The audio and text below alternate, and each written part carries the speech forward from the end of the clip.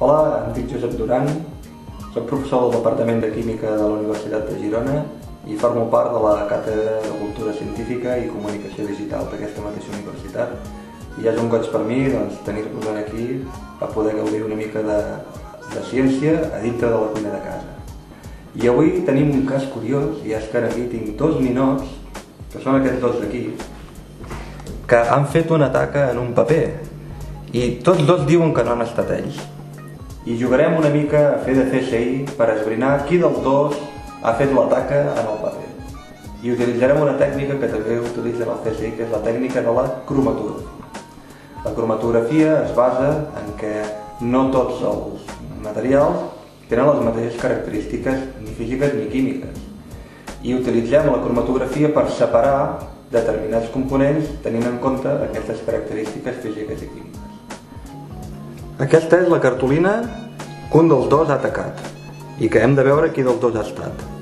Bé, és una petita broma, però el cas és que per fer aquest experiment hem d'agafar una cartolina i l'hem de tallar a uns 10 centímetres d'alçada i l'amplada és igual. Però el que sí que hem de fer és fer una ratlla aproximadament a 1 centímetre de la base i 1 centímetre de dalt de tot per poder fer aquest experiment.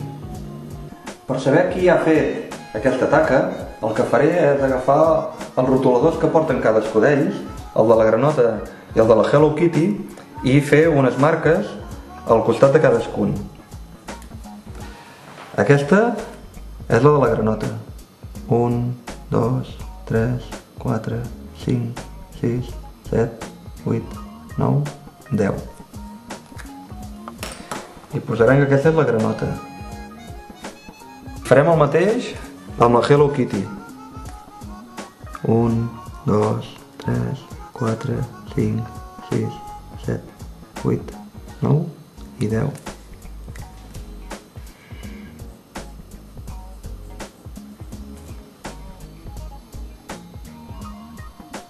Ara retallarem aquesta superfície, que es tracta d'una cartolina. Amb un paper també es pot fer, però necessitem que sigui una mica rígid, i per això la cartolina va bastant millor.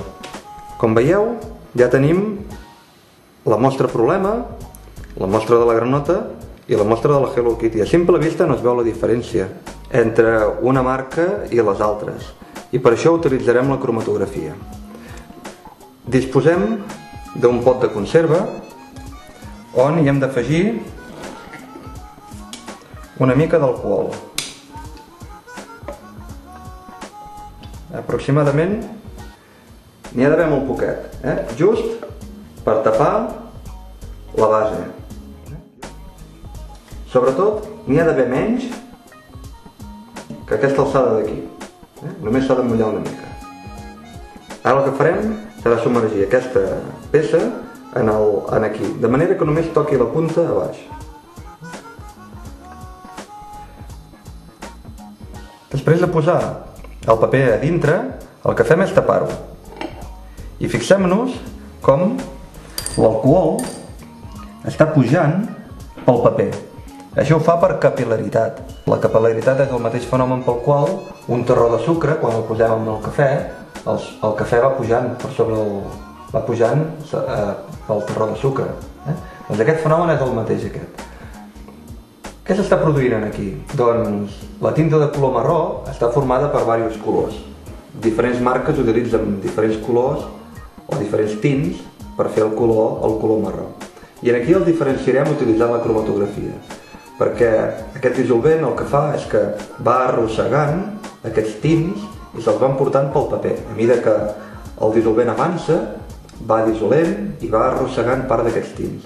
I ho farà de manera diferent segons la composició d'aquesta tinta de color marró. Per això, segurament, al final d'aquest experiment podrem veure la diferència entre una tinta i l'altra i probablement una de les dues tintes sigui la que ha fet la taca que teníem al mig.